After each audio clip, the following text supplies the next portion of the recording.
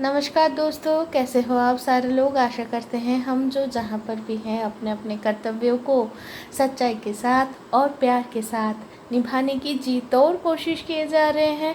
और हम हमारे इस साधना में माँ बाबा के आशीर्वाद से, गुरु की कृपा से और परमेश्वर की इच्छा अनुसार सफल रहेंगे, है ना। तो चलिए शुरू करते हैं। फिर से मिली श्रोता कहानी बोली टें नन्हे इंसान की नन्ही कहानी। लेखिका श्रीमती पानी पात्रो। कहानी की शीर्षक है भय भय। और हम आज पढ़ने जा रहे हैं 8वां भाग। टें लोग तो घर से निकले थे। सूर्य महाराज तब पूर्व गगन में थे और अभी जब वो घर वापस आए हैं तो तब सूर्य नारायण तो पश्चिम आकाश में अवस्थान कर रहे हैं। कोरोना वायरस का महिमा अपार है भाई।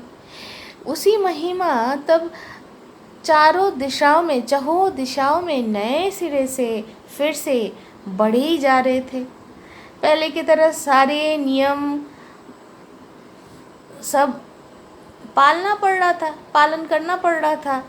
थोड़ा सा शिथिल कभी करके तो कभी थोड़ा सा सख्त होके देश के सरकार उसका मुकाबला कर रहे थे। कभी कहीं कर्फ्यू नहीं रखा गया था।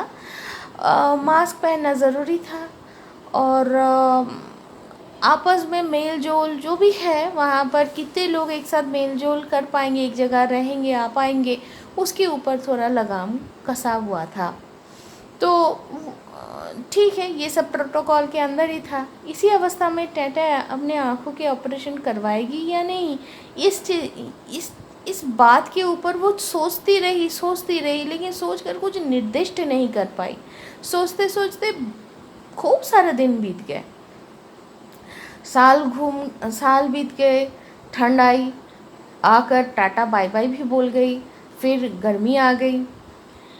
अब कोरोना का भय और नहीं है, क्योंकि लगभग हर कोई नियम अनुसार सेकेंड डोज तो वैक्सीन के ले ही लिए थे और उनके लिए व्यवस्था भी करवा दिया गया था। तो इस गर्मी के एकदम क्या बोलते हैं वो लोग, एकदम रोस्ट होने लायक हालत में टेंटा आखिरकार सोच ही ली कि भाई जैसे भी हो हम तो आँखों की कैटरेक्ट की ऑपरेशन करवा के छोड़ेंगे। तो इसीलिए नवीन डॉक्टर के परामर्श अनुसार जो सारे टेस्ट करवाना था वो करवाना चालू हो गया, एक एक करके। इसी हिसाब से अणुओं के पिताजी स्थानीय एक लेबोरेटरी में थोड़ा खोजबीन की और उनको पता चला कि एक तो एकदम खाली मतलब कुछ ना खा के एक बार खून लेना होगा और फिर कुछ घंटों के अंदर और एक बार भरे हुए मतलब खाना वाना खा के पूरा पेट भर के और एक बार खून दे के आना पड़ेगा। फिर कुछ ही घंटों में वो लोग रिपोर्ट दे देंगे। ये तो एक पहला टेस्ट हो गया। इसके अलावा भी और एक टेस्ट है, लेकिन वो उस लेबोरेटरी में नहीं होता है। और उनके पिताजी के मुंह से दोनों टेस्ट के बारे में सुनने के बाद हमारे क्या बोलूँ, पतली अणु उनकी माँ यानी कि पतली टेंटें सोचने लगी कि भाई सारे पूरे घर का काम काज पूरा निपटा के कैसे दो एग्जामिनेशन के लिए, टेस्ट के लिए वो अपना समय निकाल पाएगी, कैसे होएगा। चलो भाई, ये 5 7 17 सोचते सोचते टेंटें अपने मन के अंदर पूरा पहुंच गई और वो देख पाई कि ऑपरेशन के लिए वो अभी भी तैयार नहीं हो पाई है। ये सब छोड़ के भी मोनिका जो भाभी थी उनकी सावधान वाणी उस डॉक्टर के लिए कि वो डॉक्टर अच्छे नहीं हैं। फिर मोनिका बहुत भाभी की जो अब आप बीती है, हाथ पैर बांध के इंजेक्शन देना, फलाना सब कुछ को पीछे रखकर टाटा जी जान लगा के सोच ही ली कि भाई इस गर्मी में ही आँखों की ऑपरेशन करवाने के लिए वो तैयार हो गई है मन ही मन, चाहे वो इंजेक्शन देना पड़े, उसी कंडीशन में ही वो करवाएगी। तो संसार की जो प्रात्यहिक जो काम काज है, जितना दूर हो सके सब कुछ धीरे धीरे छोटा करके वो करके लेके आखिरकार खाली पेट वो खून का जो सैंपल होता है, खून का सैंपल का हिंदी क्या है?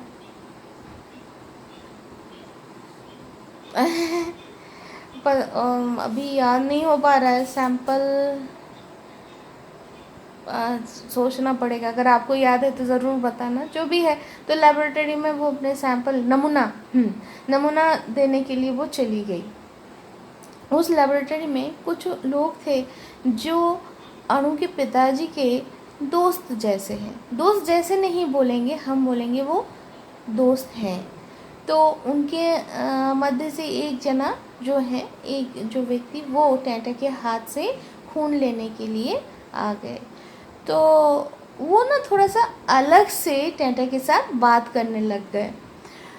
शायद वो अणु के पिताजी से जान चुके हैं कि टैटा को डर लगता है इंजेक्शन से, खून देने से। तो वो कहने लगी अपनी पत्नी के बारे में कि वो उठने बैठने की हालत में नहीं है, हमेशा लेटी रहती है और उसी अवस्था में जैसे वो उनसे जितना बन पाता है वो अपनी पत्नी की देखभाल करते हैं। उनकी पत्नी थोड़ी सी अच्छी रहती हैं जब वो कोई कहानी सुनती हैं, और तभी वो रिस्पॉन्स करती है थोड़ी बहुत, और अपने ही हिसाब से वो उनको बताते हैं, मतलब अपने हिसाब से वो अपना भाव का आदान प्रदान अपने पति से करते हैं कि कहानी का प्लॉट, कोई नया प्लॉट ऐसे ही करके वो करते हैं। और ये दोनों जो है, जो हस्बैंड वाइफ, ऐसे ही धीरे धीरे जो हस्बैंड है वो ऐसे ही अपने पत्नी को हेल्प करते हैं, और ऐसी बहुत सारे वो कहानी लिख चुके हैं, और कुछ जगह पे उनको पुरस्कार भी मिली है।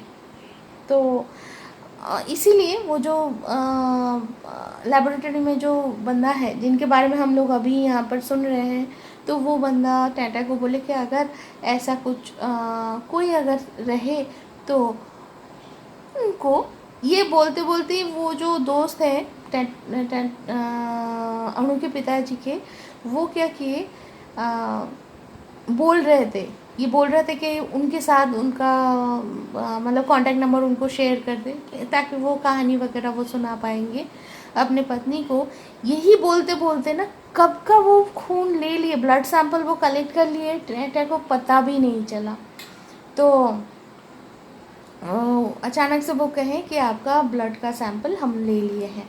तो टैटा बोले, आप जो कहानी के बारे में, कहानी के विषय में बोले, इस सिलसिले में मैं आपको इतना ही बोल सकती हूँ कि मेरी जो गुड़िया है अणु, वो एक यूट्यूब की चैनल अपने नाम से वो बनाई है, और उस चैनल में बच्चों के लिए कहानी वो पढ़ के सुनाती है। आप अपने पत्नी की लिखी हुई कहानियाँ भी दे सकते हैं, अगर आपको लगता है मेरी गुड़िया वो पढ़ के सुनाएगी मेरी लेकिन कुछ क्या कहते हैं, बोलो, कुछ ऐसा कुछ पुरस्कार का व्यवस्था नहीं है। और वो जो चैनल है अणु की, उस चैनल में बच्चों की सिर्फ कहानी नहीं, और भी विभिन्न विषय की किताबों से विभिन्न विषय के ऊपर जो लिखा है वो सारे प्रबंध वो पढ़ के सुनाती है। आप अपने पत्नी को उसकी पढ़ी हुई कहानियाँ सुना सकते हैं, शायद उनको अच्छा लगे, शायद ये आपके काम आ जाए। तो वो बोले पुरस्कार तो बड़ी बात नहीं है, उनकी स्त्री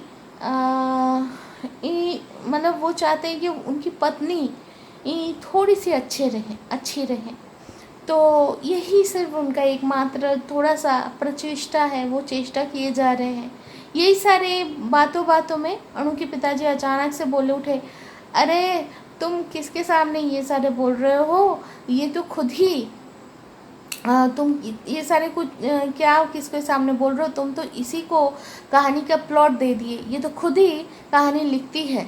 तो टैंटा तब खुद से ही जल्दी जल्दी बोली वो इतना कुछ नहीं है, मेरी गुड़िया की चैनल है, वो चैनल खोली है, इसलिए मैं बोली कि मैं भी तुझे एक कहानी लिख के दे रही हूँ, तू पढ़ना, तू पढ़ियो उसको। तो बस इसीलिए अणु अर्थात यानी कि टैंटा की गुड़िया, टैंटा की बेटी के अनुसार सब माँ जो भी हैं, माँ ये जो है, ये जो शब्द है वो जिनको भी रिप्रेजेंट करते हैं, उनका कुछ ना कुछ अपना कहानी, अपनी कुछ कथाएं, अपनी कुछ ना कुछ कहने का है ही। इसीलिए तुम वही सोच के लिख देना माँ, मैं वही पढ़ूँगी। अगर ऐसे ही और कोई माँ हैं जिनको लगता है कि वो लिख सकती हैं, या जैसे भी वो अगर कुछ लिखते हैं, अगर वो भरोसा करके अणु को दे सकती हैं, तो टैंटा की बेटी, टैंटा की गुड़िया, वो कहानियाँ भी, वो प्रबंध भी वो पढ़ेगी। हफ्ता की वो एक दिन है जो सिर्फ माँओं की वार है। टैंटा कही कि मैं तो माँ हूँ, तो इसीलिए मैं अपनी गुड़िया के लिए, उसकी चैनल के लिए लिख के देती हूँ। मेरी जो मेरी जो लिखा हुआ कहानी है, कहीं पर कोई पुरस्कार नहीं मिली है उनको, कोई किसी भी तरीके से वो प्रकाशित नहीं हुई है। आपकी स्त्री की, मतलब आपकी पत्नी की कहानी आप दे सकते हो, लिखा हुआ कहानी दे सकते हो अगर आपको लगता है। तो जो भी है, ऐसी बातों में चलो अभी के लिए तो खून का जो सैंपल है, नमूना जो है वो तो दिया हुआ है, मतलब देने का काम ख़त्म हो गया। टैंटर लोग थोड़ी देर इंतज़ार करने के बाद घर वापस आ गए, क्योंकि फिर से जाना पड़ेगा, है ना। अभी तो खाली पेट गए थे, अब भर पेट होके, मतलब खाना वाना खा के फिर से ब्लड सैंपल देने पड़ेंगे। तो इसके बाद क्या हुआ हम लोग जान लेंगे अगले हफ्ते। तब तक के लिए अगले पर्व में, तब तक के लिए खुश रहिए, आनंद में रहिए, टाटा।